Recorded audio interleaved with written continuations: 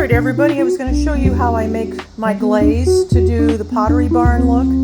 There are different manufacturers that make what's called an acrylic glaze. General Finishes has one, Valspar has one, Benjamin Moore also has one, and that's what I'm going to use today. It's called Studio Finishes Acrylic Glaze, and it's clear. You want to be sure it's clear so it mixes with any kind of glaze you're going to make. And I'm going to use just a simple bare paint, and this is the color Wild Truffle. You can use virtually any kind of water-based paint you want. Don't use an oil base. You can use gold, silver, black, gray. Use whatever you want. Be creative, and you can make multiple colors too. So I'm going to mix 1 part glaze and 4 parts paint, and I'm going to put it in this container. That's what my next step is. Alright, so I have my glaze and my paint mixed up in here. I'm going to put it in this container. I actually get these at Dollar Tree. They're $1.25, and paint will last quite a bit of time in here. Now, about your glaze formula. If you want it to be more transparent, just add a little more glaze. If you want it to be less transparent, don't add so much glaze in it. This will give you a very long working time, so you'll have a lot of time to be able to apply your formula. It's kind of sticky.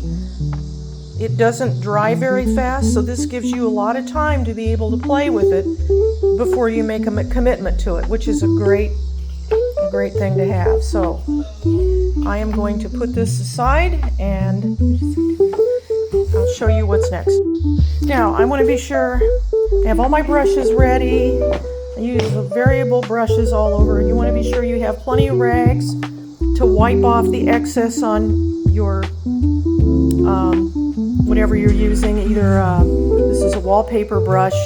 I've got other brushes in here and this kind of thing. You want to have plenty of that too, so that will help you to be able to navigate through this process.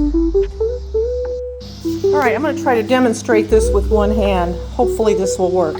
So I'm just using a simple chip brush, and I'm dipping it about halfway into my formula. I did add maybe about 1 part water to this too, because it was too thick for me. So here's what I do next. I'm going to apply it like in the middle, and then I'm going to work my way out to the ends, all the way to one side, and then up here, all the way over. And I'm not applying a lot of pressure to it.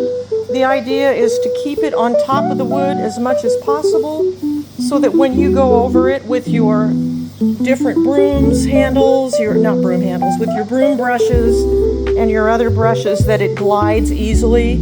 It's not going to dry real quick, so you don't have to worry about being in a huge hurry. The glaze actually slows down the dry time, so I've got plenty of time to play with it. Now here you can see where I've actually completed my different brushes, so I'm going to start with this one, and I'm just going to start at the edge and lightly, not heavily, just kind of lightly brush it across back and forth a few times to get that grain look in here. You can see what I've done, hopefully.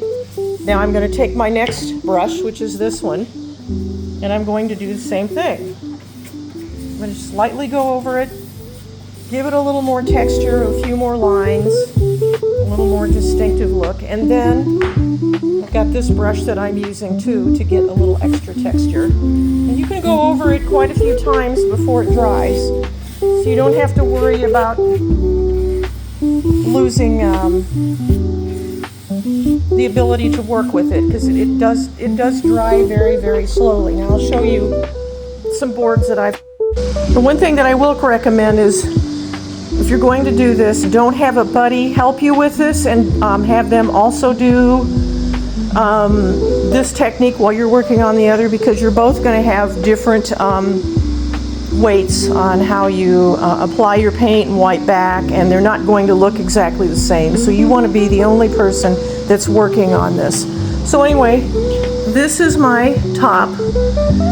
That's the bottom part. And don't worry about these nasty looking pieces. This will be hidden by the legs once I mount this back in there. Don't worry about how that looks in there. And that's the back side of one of the pull-out shelves. So now I'm going to start on the body. So we'll see what happens from there.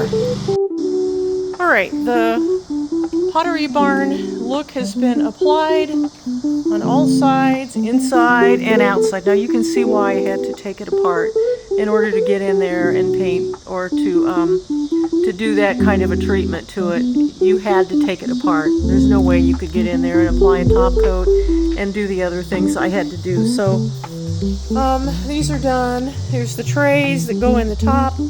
Here's the other one. And I've got the legs all done. They're back there. So I'm going to let this dry.